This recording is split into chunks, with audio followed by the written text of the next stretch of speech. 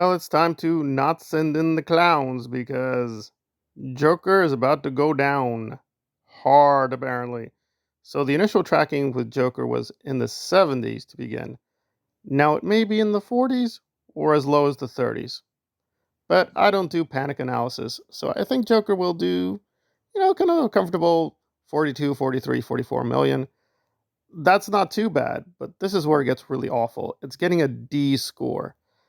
And apparently that's an all-time low for any comic book movie. Period. So it's gotten world historical record getting some of the weakest word of mouth. Now, critics are also a little bit divided, but at least it has some critics. Granted, not too many speaking up for it, but almost no one is saying this is a complete 4 or even 5 star picture. No one is saying it's 100% perfect. No one is really saying it's a masterpiece. People are just saying, yeah, it's more good than bad. There's actually a lot of amazing stuff, which I agree, having seen the film. It does have amazing stuff. The question is it amazing enough? Doubtful. I mean, whether you like Deadpool or Wolverine, that is worth your dollar. It is. They gave you a lot of bang for the buck. There are a lot of jokes, a lot of action scenes, just a lot of cameos, a lot there for the moviegoer. Again, even if you don't like most of the jokes, most of the action, or even most of the cameos, there's gonna be a few great moments that are gonna make it like, yes, this is worth the ticket price. What does Joker have? I mean, they're bringing the Lady Gagoo. We've got Todd again, and that's about it. There is some great stuff from the minor performances. I'm not going to do the full review here, but really, is that really enough? It seems doubtful. And again, Joaquin is the only big star that they have attached to this. Anywhere on the globe is expected to come and save this movie.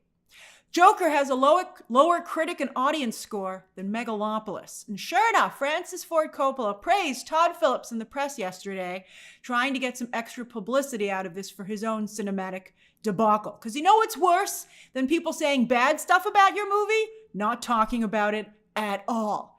Todd Phillips drank Francis Ford Coppola's awful milkshake. And listen, I'm torn because I'm a big Zack Snyder fan. I've defended Zack Snyder as an auteur. So if I'm being consistent, I should be supporting Joker too, even if I'm not a big fan of it or even like the first one. I didn't think it was this great revelation the first time. Apocalypse in the cinema has its place, but I don't know. The dilemma is, and this is probably very unique, that we have these two artistic projects, one by a studio and one by Francis Ford Coppola.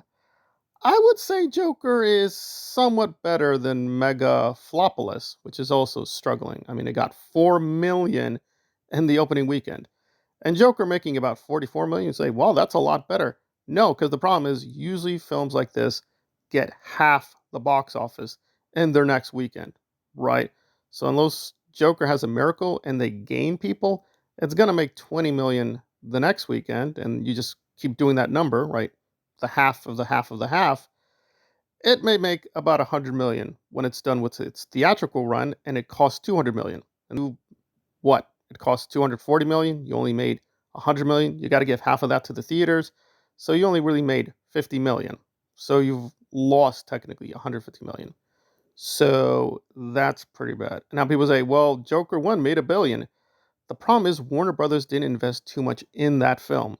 It was produced with other people. So they got most of the profits, which good on them. That's the way it should work. So Warner Brothers didn't make that much from Joker. I'm sure it's made quite a good deal, but it didn't make the amount of money people think it did. So even though Joker, I think, is a little bit better than Megalopoli, I have to be honest that Megalopolis, whether you like it or not, is more pure artist product, right? This is the vision of Francis. He paid for it. He did the writing. He did the directing. He chose the actors. He worked on this for 20 years. So even as artistic projects go, I'd have to say if that's what you care about, artistic cinema, then really Megalopolis deserves your money way more than Joker. Folie, I do something or other because Todd does try some experimental things.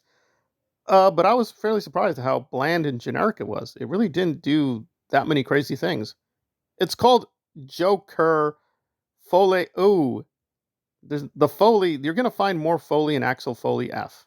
Frankly, if you want a really wild ride, Axel F. Oh, God bless John for passing away, by the way. So I'm kind of torn. And the thing is that Francis has many ugly scandals, including a Scientology scandal.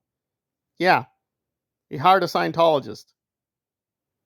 Now, that was intentional. He hired very right wing people, he hired very left wing people as a message to the children. But if you know Francis's record, he's not exactly helping the children all the time, right? His reputation in, quote, helping people is very mixed. So I can believe some of the behind the scenes scandals with Megalopolis did not really happen. Maybe it was misreported. But Francis has a really bad record. So that's where we are. If you want to support artistic cinema with, quote, a good guy, I guess Todd. But if you want to support genuinely artistic cinema, that is artistic with a capital A, it's Megalopolis. Because Joker Folie Part 2 or whatever it is still very a Hollywood movie. It's a very Hollywood style movie and just not that good either. I am crying right now because I want to work in Hollywood, but want to do some artistic work. But increasingly, it seems that the audience for artistic work is very, very tiny. Very tiny. Good or bad.